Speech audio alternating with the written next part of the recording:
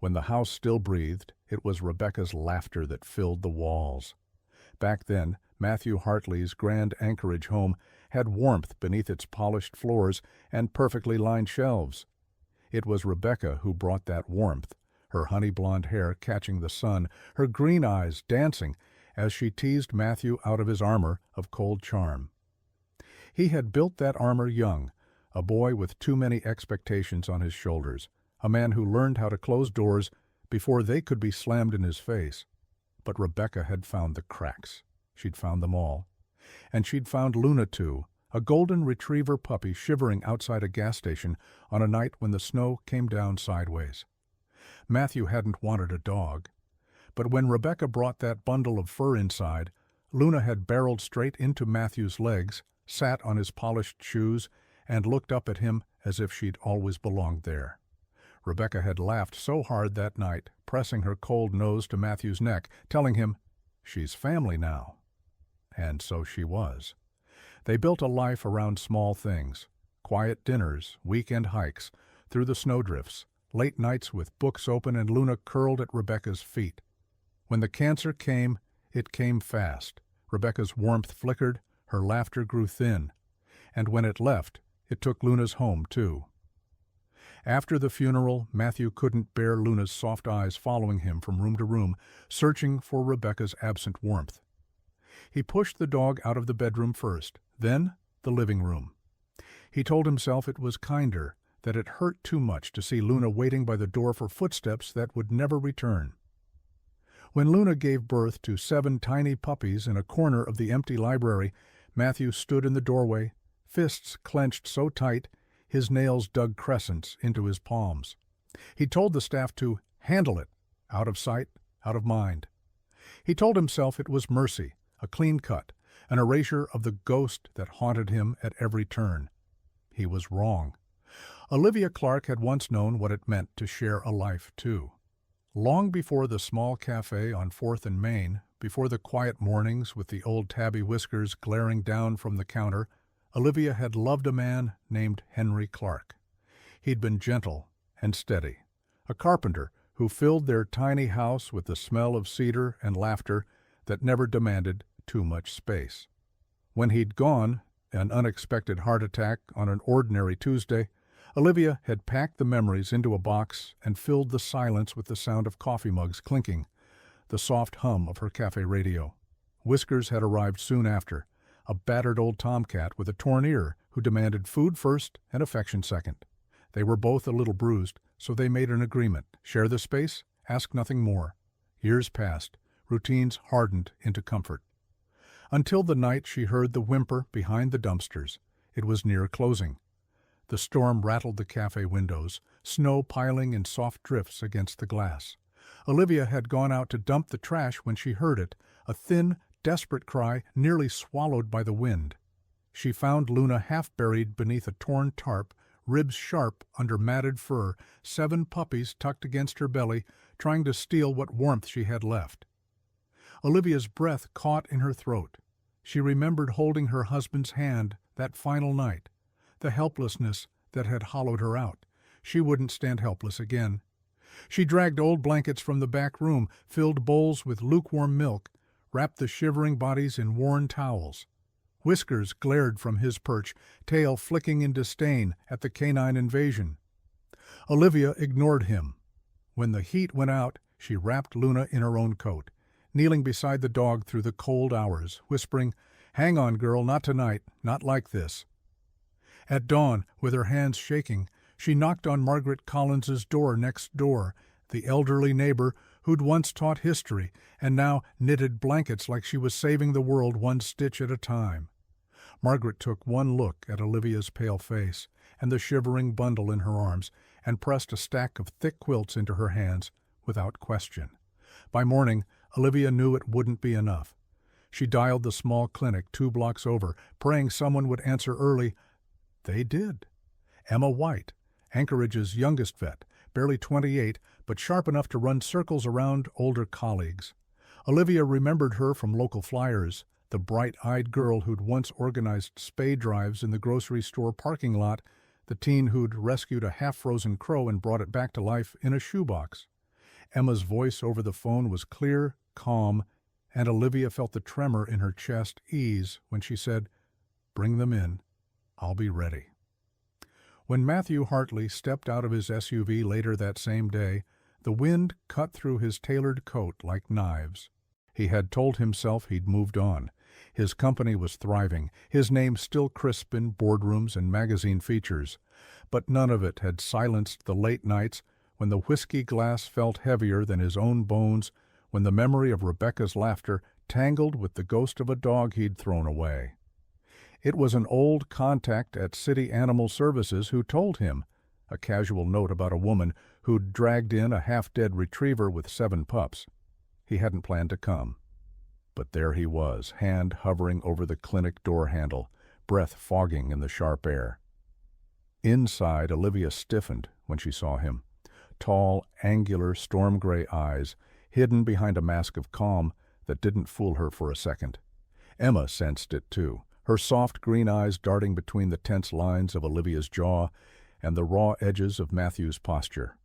When he spoke, his voice cracked like old wood. "I'm looking for a dog, a retriever."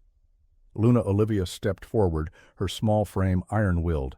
"She's not yours, not anymore." Emma placed herself between them, hands up, voice soft but firm. "Let's just talk, for Luna's sake." The talk was a wound being reopened, one word at a time. Matthew confessed in halting sentences, the grief that turned him to stone, the selfish need to scrub out every reminder of what he'd lost. Olivia's fury rose sharp, but Emma steadied it, reminding her there was still warmth in trying, even if trying came late. "Don't say you're here for her if you're not ready to stay for her," Olivia snapped, arms crossed tight. Matthew just nodded, gaze flicking to where Luna lay, weak but alive, tail thumping once at the sound of his voice. "I'm not here to fix myself. I'm here to do what I should have done. Tell me what she needs." In the days that followed, Anchorage thawed just enough to let a wounded circle of souls inch closer. Matthew wired funds overnight, hiring extra vets, paying for specialized care. Margaret arrived with new quilts, fresh bread, and pointed reminders that you can't buy your way into a dog's forgiveness, young man. Olivia lingered late into the nights, sitting on the cold tile floor beside Luna's crate, her slender fingers brushing warm fur, whispering soft promises that, this time, we're staying. Emma barely slept. She moved between warming lamps and IV drips, steady hands working miracles that felt more like old-fashioned stubbornness than science. Matthew tried to help. He learned how to clean bedding, hold squirming pups steady for bottle feedings. Each time Olivia saw him kneel to check on Luna, the barbed wire around her heart loosened by a single trembling strand. When the news spread, the cafe became more than coffee. Neighborhood kids peeked in to see the miracle puppies. Margaret sat near the window, knitting tiny blankets. Whiskers, the self-appointed king, watched his tiny invaders with narrowed eyes, until one adventurous pup climbed onto the windowsill and curled beside him, pink nose pressed against orange fur. He pretended not to care, but he didn't move away. One evening, Matthew lingered by the cafe door. Olivia poured him a cup of her strongest brew, and they sat in silence while the snow fell outside. When he spoke, it wasn't about Luna or the business or what he'd lost. It was about what came next. Not a fix, but a promise. When Luna and her puppies were strong enough to leave the clinic, the choice was simple and harder than anything that came before. Matthew brought Luna home, but this time the door didn't close behind her. Olivia came too, one careful visit at a time, first to check the dog's stitches, then to sit by the same fireplace where Matthew once drowned in his guilt alone. Emma expanded her small clinic into a rescue hub with the funds Matthew offered. Anonymous donations turned into second chances for other dogs no one else saw. Margaret's blankets ended up draped over new crates, new paws, new futures. Whiskers still ruled the cafe with iron claws and narrowed eyes, but when the smallest puppy, the one with the white-tipped tail, curled up in his sunbeam, he let her stay. They say the heart doesn't really heal. It just learns to grow new roots around the cracks. One quiet winter evening, Matthew sat beside Olivia in the cafe. Luna dozed at their feet. The 7 puppies snored in a pile near the radiator. Whiskers watched from his high shelf, the weary monarch forever suspicious, forever there. Matthew reached across the scarred old table and took Olivia's hand. No words were needed. Outside, the snow fell soft and patient, covering old wounds and new seeds alike.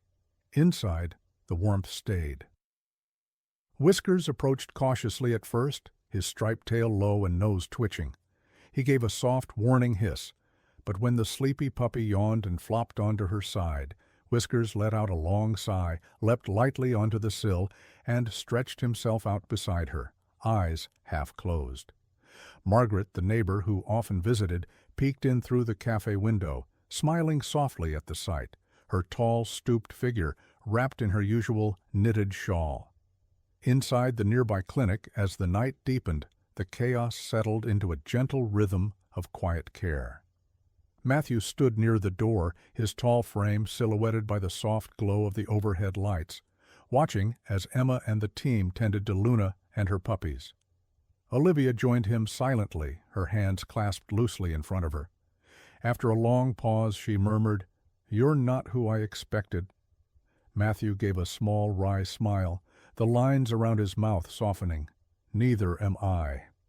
For the first time, Olivia allowed herself to let out a quiet breath. Not quite forgiveness, at least not yet, but maybe the first small step toward it.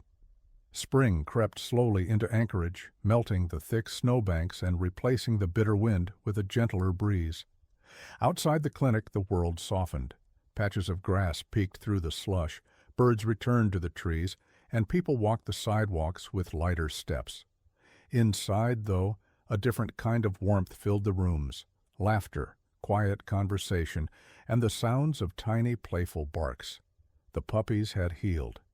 Days of specialized care, expert treatment, and tireless love had brought them back from the edge. And now they tumbled across the clinic floor in a blur of cream-colored fur and wagging tails. Olivia sat cross-legged on the floor, her thin frame relaxed, a rare, genuine smile lighting her face as one puppy clambered into her lap. Her pale blue eyes sparkled with something she hadn't felt in years, joy. Across from her, Matthew crouched on one knee, his broad-shouldered frame slightly hunched as he let a particularly bold puppy chew playfully on his shoelaces. His sharp features had softened over the past weeks. The deep grooves of tension around his mouth had eased, and his gray eyes, once guarded, now shone with quiet gratitude. He had traded tailored suits for simple sweaters, dark jeans, and scuffed boots, a man visibly learning to shed old layers. Emma moved between them with her usual bustling grace, her auburn hair tied back in a loose braid, her freckled cheeks flushed from hours on her feet. She knelt beside the puppies, checking each one carefully, her small, practiced hands moving quickly, her green eyes bright with hope. "They're all strong enough now," she said softly, smiling at Olivia and Matthew. "It's time to start finding them their families." The first match came easily. Max, the smallest of the litter, his cream-colored fur still a bit thin, his movements more cautious, was paired with a young girl named Lily. Lily was 8, with sandy blonde hair and pigtails and bright blue eyes, her left leg resting in a wheelchair brace after a car accident the year before. She and her mother, Sarah, a slender woman in her late 30s with shoulder-length auburn hair and steady hazel eyes, arrived at the clinic together. Sarah bent gently beside her daughter, letting Lily take the lead as she held Max carefully in her small hands. As Max nuzzled into Lily's lap, the girl's laughter filled the room, a pure ringing sound that made Olivia's eyes mist over and had Matthew quietly clearing his throat. Emma crouched beside them, explaining Max's care as the spark of connection unfolded. "He'll help her," Emma whispered to Olivia, "and she'll help him." Next came Bella, the most even-tempered puppy of the bunch, her calm, thoughtful eyes always watching, her small body steady among her excitable siblings. Bella was destined for the local nursing home, where she would be trained as a therapy dog, offering comfort to elderly residents. Olivia and Matthew accompanied Emma when she brought Bella to meet her new home, a place of soft chairs, flowered curtains, and older faces that brightened at the sight of the puppy. One elderly woman, Ruth, stood out, petite and slightly hunched, her snowy white hair in a neat bun, sharp blue eyes twinkling with dry wit. She held Bella in her lap, her frail hands stroking the puppy's soft fur, her lined face breaking into a smile so wide it seemed to erase decades. "Well," Ruth said with a crackling laugh, "I guess I'm not the only old lady around here anymore." Then there was Rocky, the most rambunctious and mischievous of the puppies, forever underfoot, chewing shoelaces, tumbling over his siblings in gleeful chaos. He went to the Thomas family, local farmers just outside Anchorage. The Thomases were a boisterous crew, Ben broad-chested and bearded, with calloused hands and a laugh that shook the walls. Kelly, shorter and sturdy, with curly brown hair and a no-nonsense air. And their 3 young children who piled eagerly around Rocky, their delighted shrieks echoing through the clinic. "He's going to fit right in," Olivia whispered to Emma as Rocky barreled into one of the boys' arms, tail wagging wildly. Amidst the rehoming, one puppy remained, Milo, a quiet, thoughtful little soul with soulful eyes and a curious tilt to his head. He had attached himself firmly to Emma, watching her from under exam tables, curling at her feet during long nights, pressing his small body against her side during breaks. Emma, who had always prided herself on keeping work and personal life separate, found herself unable to resist his quiet devotion. One evening, as Olivia and Matthew prepared the final adoption papers, Emma sat cross-legged on the floor, Milo cradled in her lap. She glanced up, a shy, almost embarrassed smile on her face. I think he's staying with me." Matthew raised an eyebrow, a rare grin tugging at his mouth. "Looks like you've been claimed." Olivia laughed softly, the warmth of it filling the room. "Good for you, Emma." As the last puppy found his home, Luna remained by Olivia's side. Older now, but healthy, her eyes soft and her gait steady, her presence a constant comfort. Olivia, who had spent so many years alone, decided to transform her quiet cafe into something new, a place where dogs and cats were welcome, where locals could share stories and maybe even find new companions. She called it the Paws and Whiskers Cafe, a tribute to the orange tabby who still ruled the roost with a firm but tolerant paw. Inside, laughter echoed, paws tapped across the floor, and the scent of coffee mingled with the occasional bark or purr. Olivia stood behind the counter with Luna at her feet, glancing out over her little kingdom, one she had never expected, one she had nearly missed, but one that had brought her back to life. One spring afternoon, as sunlight streamed through freshly budded trees, the cafe buzzed with the soft sounds of conversation, laughter, and the happy barks and meows of its furry visitors. Whiskers stretched luxuriously in the sunlight near the window, his orange fur glowing as a teenage girl snapped his picture, cooing softly. He opened one eye, flicked his tail, and regarded her with regal indifference. Matthew stood by the door ready to leave, but paused as he watched Olivia laugh at something Emma said. Luna pressed happily against her side. He had come first out of guilt, then out of duty, but now he stayed because he belonged. Olivia smiled faintly. "Coffee, Matthew?" she asked. He chuckled, his voice softer now. "You know me too well." As she prepared his order, Matthew glanced around, nodding to familiar faces. Sarah sat by the window, Lily's laughter ringing out as Max clambered into her lap. Ruth sipped tea nearby, Bella at her feet. Matthew had become someone different over these months. His answer to "what more can I do?" had come in the form of the Rebecca Hartley Animal Welfare Fund, named for the woman he once loved and lost. He had poured not only his money but his time into it, refusing to shy away from the ache of memory, building something she would have been proud of. As Olivia handed him his coffee, Matthew offered her a leather folder. "These are the final papers for the latest grant. We're funding a new shelter on the north side. They'll need volunteers, too." Olivia took the folder carefully, her eyes soft.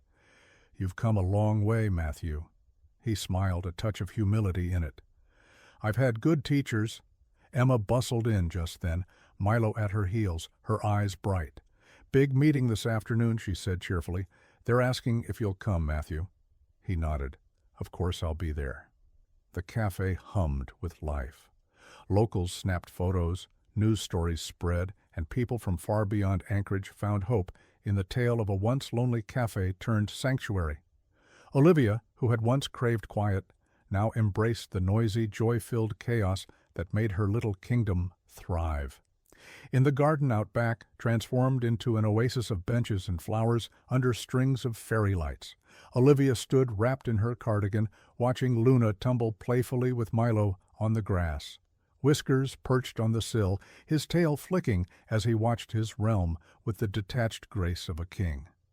Emma laughed nearby, tossing a ball for Milo, while Daniel, her old flame returned by fate, watched with a smile, their shy glances full of promise. Matthew sat on a bench, his storm-gray eyes warm, his dark hair touched by silver, a man finally learning to live again. Sarah and Lily sat by the flower beds, Lily's laughter ringing as Max nuzzled her cheek. Ruth relaxed nearby, Bella resting her head gently on Ruth's feet. The Thomases rumbled through with Rocky, the mischievous pup, still chasing gloves and giggles. "Not a bad turnout," Matthew murmured, raising his coffee cup to Olivia. She chuckled, tucking silver hair behind her ear. "Not bad at all." They stood in companionable silence, watching love take root in small, ordinary ways. Emma and Daniel's soft smiles, Lily's gentle giggles, the wagging tails weaving it all together. Sometimes miracles arrive softly, wrapped in golden fur, warm coffee, and second chances. And under the glow of the fairy lights, the little cafe became something more than a place to sip coffee or pet a dog. It became a family, not tied by blood, but by choice, by kindness, by a promise to care. In Luna's journey, Olivia's faith, Matthew's redemption, Emma's open heart, and every paw print on the worn floor, we see it clearly. Grace finds its way into the cracks, asking only that we reach out, love again, and choose hope, even when we've been hurt. If this story touched your heart, share it. Tell us where you're watching from. And tonight, may you find the small miracles waiting quietly in your own life, wrapped in soft fur, gentle forgiveness, and the promise that no matter how broken we are, grace is always near. If this tale moved you, if you felt the tension, the heartbreak, and the triumph, please support our channel by hitting the like button and subscribing. Your support means the world to us and helps us bring more thrilling, emotional, and inspiring stories your way. Leave a comment below and let us know what you think. Do you believe dogs have an extraordinary sixth sense? Share your thoughts and personal stories with us. Thank you for watching, and we'll see you in the next video.